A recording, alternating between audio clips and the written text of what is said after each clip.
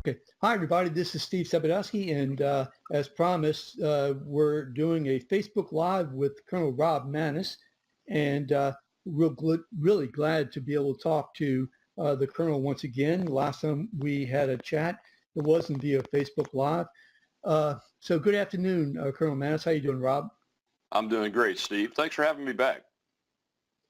Listen, thank you so much. I appreciate it. I know that it's been very busy. I know that you've been very busy, and so what I'm going to do is this. I'm going to ask you a question just for starts, and then I'm going to send this thing over to you in terms of your Facebook. So tell us, what is going on now that the election is over and we have an election coming up? What's going on with you? Well, we've been spending a lot of time with family. We had a great Thanksgiving holiday. Two of my sons that are in the military, one from England actually, were able to make it home.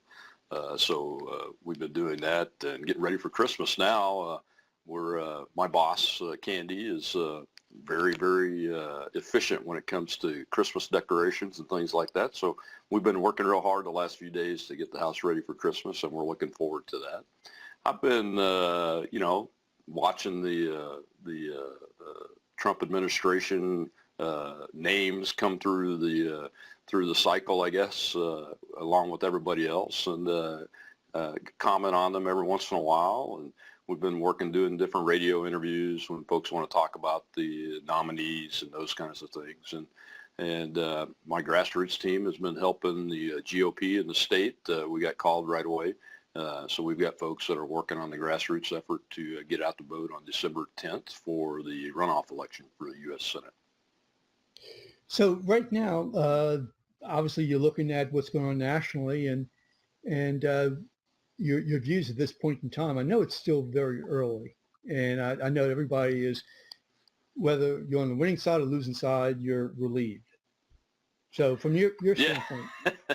Yeah, I think most people that I talk to are just glad the election's over. I think Mr. Trump, the president-elect, is doing what I expected him to do as somebody that's primarily experienced as a successful businessman and operating multi-billion-dollar companies. And he is going through his process that he has to select and interview folks for the various cabinet positions, and he is really not let me down as far as my expectations goes.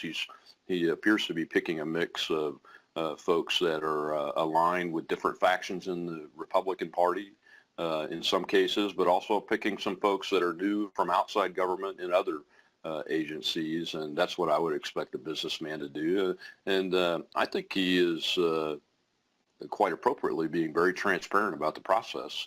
I mean, the media is even right there camped out in Trump Tower, and they're trying to interview everybody that walks through. And I've been up there once. That's a really big double-sided entrance to the main plaza there on the ground floor, and there are a lot of people coming through. So the media has got a big job on their hands trying to catch everybody when they get on the elevators and things.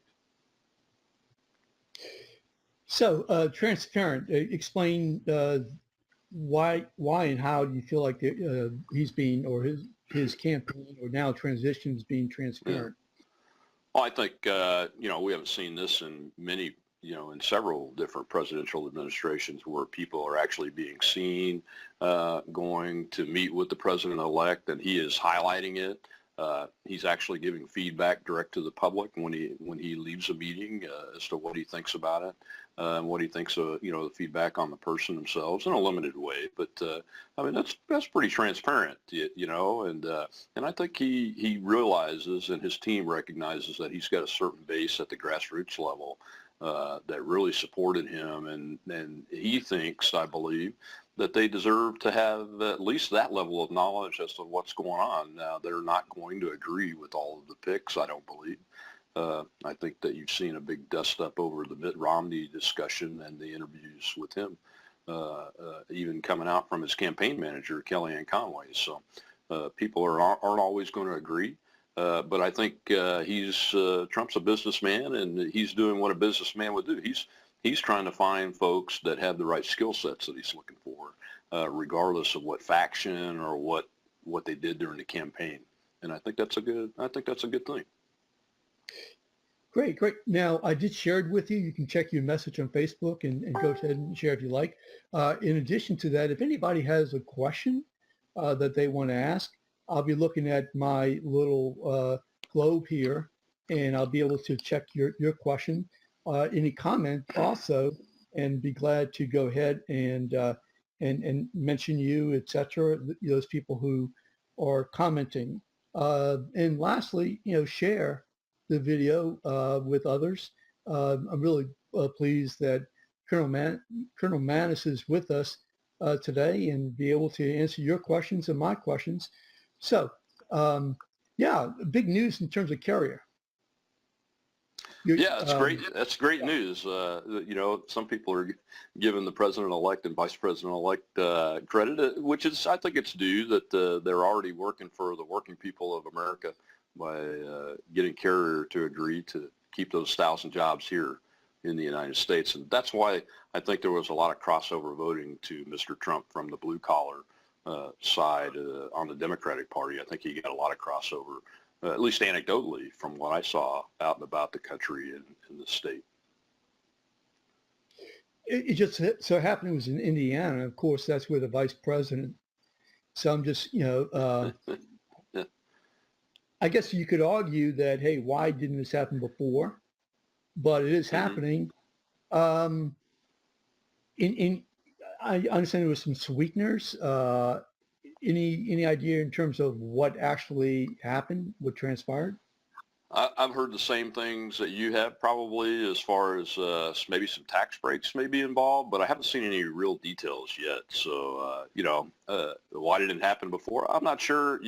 They've got a lot on their plate. At one point the media was all over the Trump administration, who's not even in office yet, about their terrible transition. I think it's gone very, very well and is moving very quickly through the process.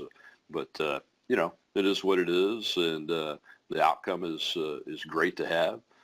They probably had a little bit of inside information, since Governor Pence is the governor of Indiana, that they used to leverage. And I would assume that as a businessman, Trump's going to leverage all the information that he can if it's going to be on behalf and in support of the American people. That's what he promised to do. And so far, it appears that he's trying to at least keep that promise.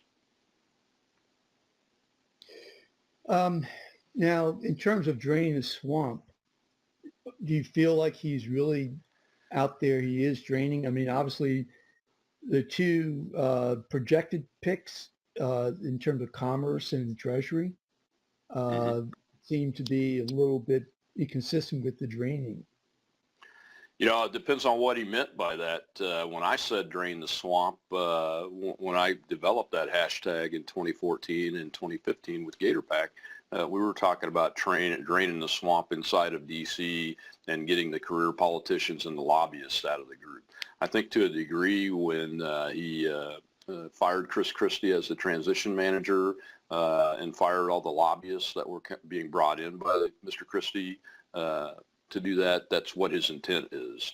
Now, as far as the nominations, it's debatable whether those are the nominations that are going to drain the swamp or whether they're just continuing to build on the same old bureaucracy.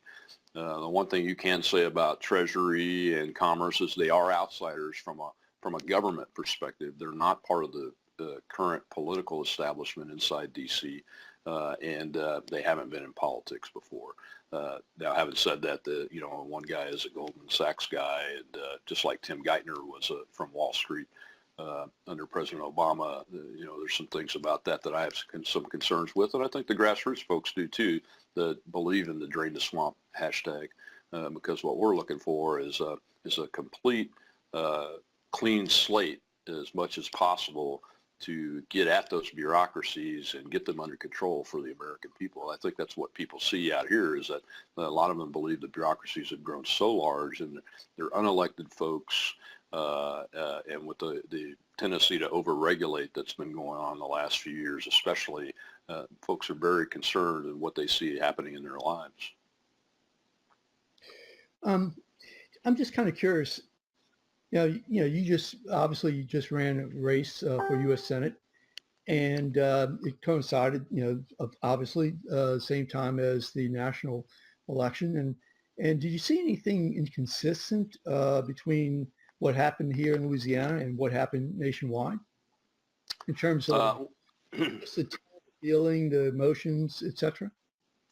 well, I'll tell you what, we haven't done the critical analysis of the race yet. It's not complete yet, so I really can't comment on any specific quantitative data or anything yet, but I can. What was the difference that you see and that you saw in terms of what happened here during the election and nationally? Go ahead, please.